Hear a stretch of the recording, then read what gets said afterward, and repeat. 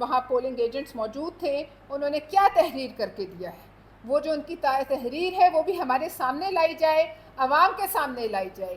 یہ بھی بتایا جائے کہ اگر دوبارہ الیکشن کے دن عوام پھر بائیکاٹ کرتے ہیں تو آپ کے پاس کیا ایسا طریقہ ہے کہ عوام کو آپ زبردستی پولنگ سٹیشن تک لائیں گے. کیا کوئی قانون اس کی اجازت دیتا ہے کہ عوام کو دھوس دھاندلی گلیوں بٹوں طاقت کے استعمال کے ذریعے آپ مجبور کریں کہ وہ پولنگ سٹیشن پر آئیں اور آ کر اپنے ووٹ ڈالیں، اور ضرور ڈالیں، اور ڈالیں بھی اسی سمت جس سمت آپ چاہ رہے ہیں. اور اس کی یہ بھی بتائیے کہ ریٹرننگ جب بائیکاٹ جاری ہے، بائیکاٹ الیکشن سے پہلے اناؤنس ہو گیا تھا، اگر یہ آپ کی منطق صحیح سمجھ لی جائے تو پھر یہ بتائیے کہ آپ نے بائیکاٹ کے ہوتے ہوئے الیکشن کیوں کرایا؟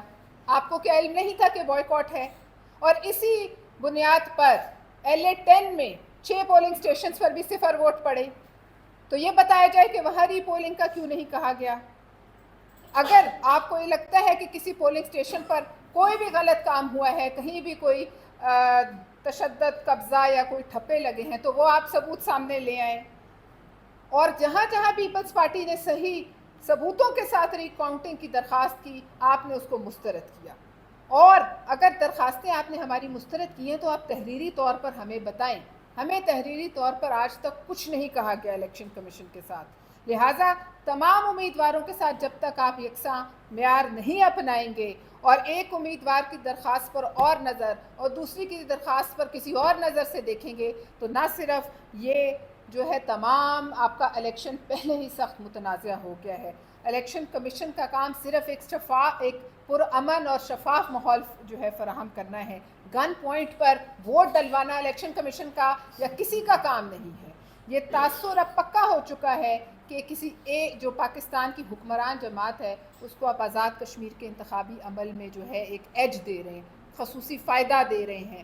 اور ری پولنگ یہ ہم کہتے ہیں کہ پوسٹ ایک پری پول ریگنگ ہوئی جس کی ہم نے شور کیا، پولنگ کے دن کی ریگنگ کے ہم نے ثبوت دیے، اور یہ ری پولنگ کی شکل میں یہ پوسٹ پول ریگنگ کی ایک نئی جہت ہے.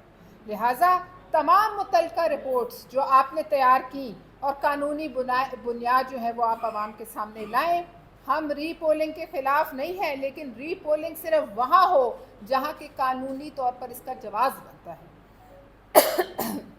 اور الیکشن کمیشن ہمیں بتائے کہ یہاں کس بنیاد پر جو ہے ری پولنگ آپ کروا رہے ہیں.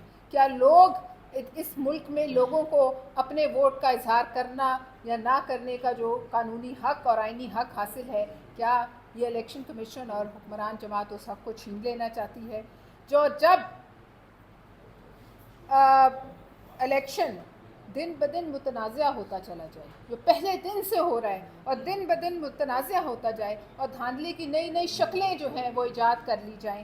تو چیئرمین بلاول بھٹو نے کہا تھا کہ کشمیر میں یہ ہتھ کنڈے برائے مہربانی نہ اپنائیں، اور اگر آپ یہ کریں گے تو پہلے ہی جو آپ نے وہاں آگ اور خون کا کھیل کھیلا ہے اس پر مزید پیٹرول ڈالیں گے.